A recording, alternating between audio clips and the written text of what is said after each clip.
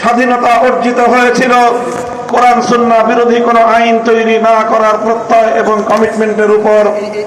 16ই December 71 সালে মুক্তিযুদ্ধে বিজয় অর্জন করার কয়েক মাসের মধ্যেই বাংলাদেশের মানুষ প্রত্যক্ষ করল দেশের প্রায় সকল জনতার, সকল জনগণের ইচ্ছা এবং অভিপ্রায়কে বৃদ্ধাঙ্গুলি প্রদর্শন করে ভিনদেশী আরেকটি রাষ্ট্রের ইচ্ছা এবং প্রেসক্রিপশনের ভিত্তিতে বাংলাদেশের মানুষের উপর একটি সংবিধান চাপিয়ে দেওয়া হয়েছিল।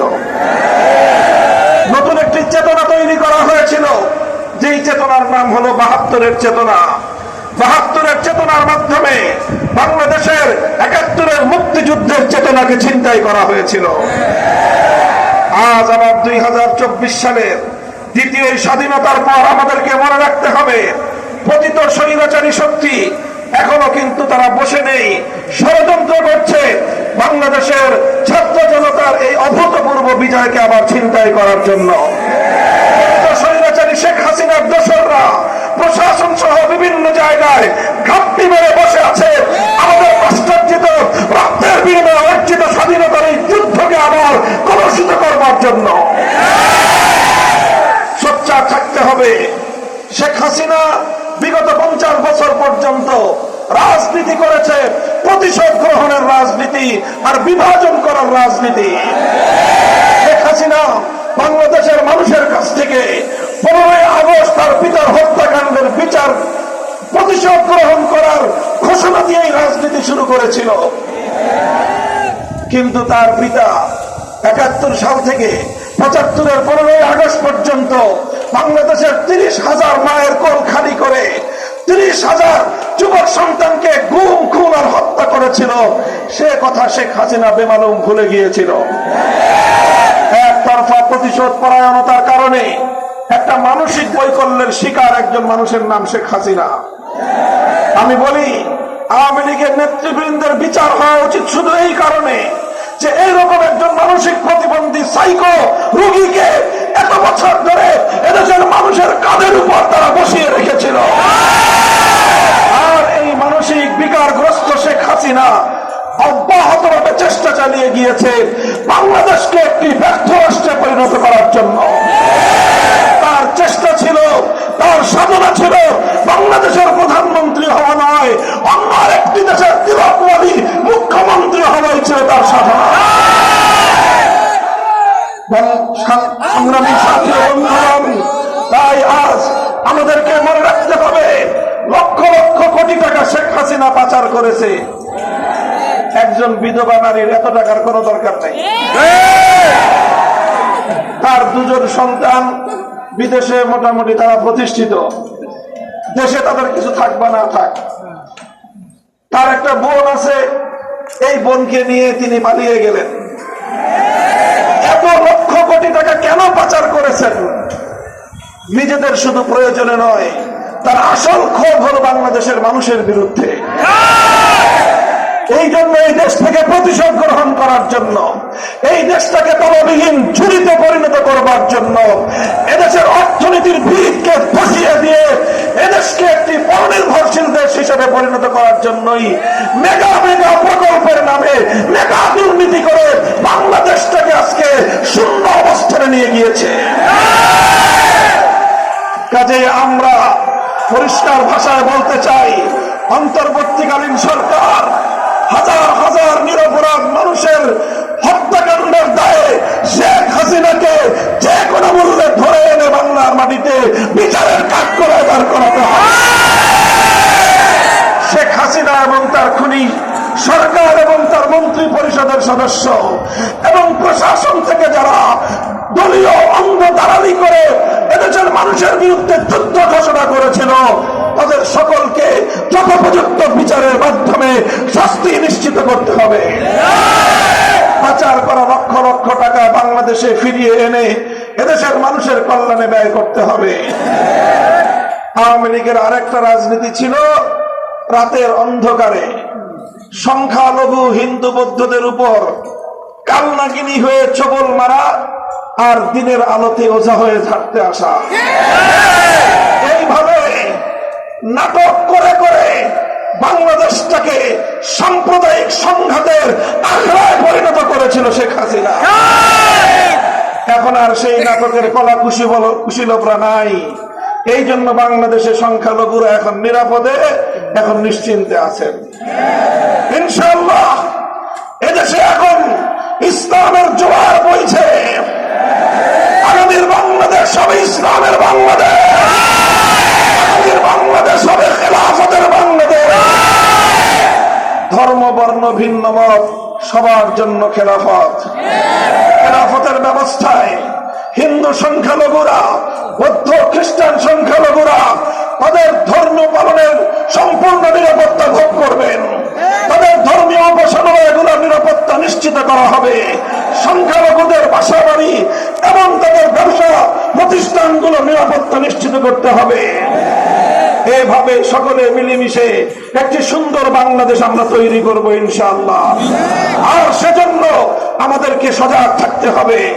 পতিত স্বৈরাচারী শক্তি বাংলাদেশ থেকে পালিয়ে গেছে। কোথায় গেছে? ভারত সরকার তাকে আশ্রয় দিয়েছে। কারণ 15 বছর ভারতের এজেন্ডা বাস্তবায়ন করে বাংলাদেশের বিরুদ্ধে ষড়যন্ত্র করেছে শেখ হাসিনা। আর ভারত এদেশের মানুষের কোন আকাঙ্ক্ষাকে ডুবায় তোলে প্রতিটি জাতীয় নির্বাচনে তার সেবাদাসী শেখ হাসিনাকে বাংলাদেশের ক্ষমতার মসনদে বসিয়ে রাখবার জন্য এদেশের মানুষের ভোটের অধিকার নিয়ে ছিনিমিনি খেলেছে। সারা আন্তর্জাতিক বিশ্বের সামনে বাংলাদেশকে ছোট করে রাখবার সমস্ত আয়োজন ভারত করেছে। আর এই জন্য শেখ হাসিনা তাদেরকে যে সার্ভিস দিয়েছে, এখন সেই সার্ভিসের বিনিময়ে তাকে কিছুটা আশ্রয় দিতেই পারে।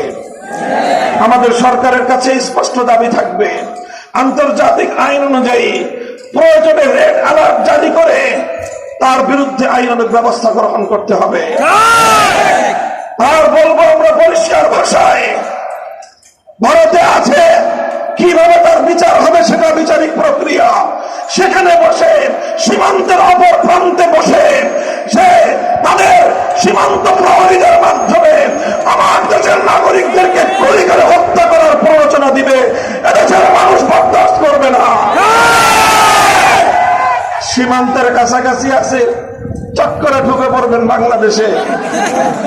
এই বাংলাদেশ সেই বাংলাদেশ নয়। এই বাংলাদেশ মাথা উঁচু করা স্বনির্ভর বাংলাদেশ। এই বাংলাদেশ ছাত্র জনতার বাংলাদেশ।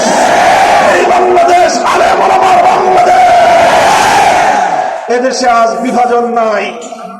আমি বলবো বিরোধী মত পথের যারা এতদিন পর্যন্ত স্বৈরাচারের নির্যাতনের শিকার হয়েছিলেন, আমাদের এখন ঐক্য ধরে রাখতে হবে।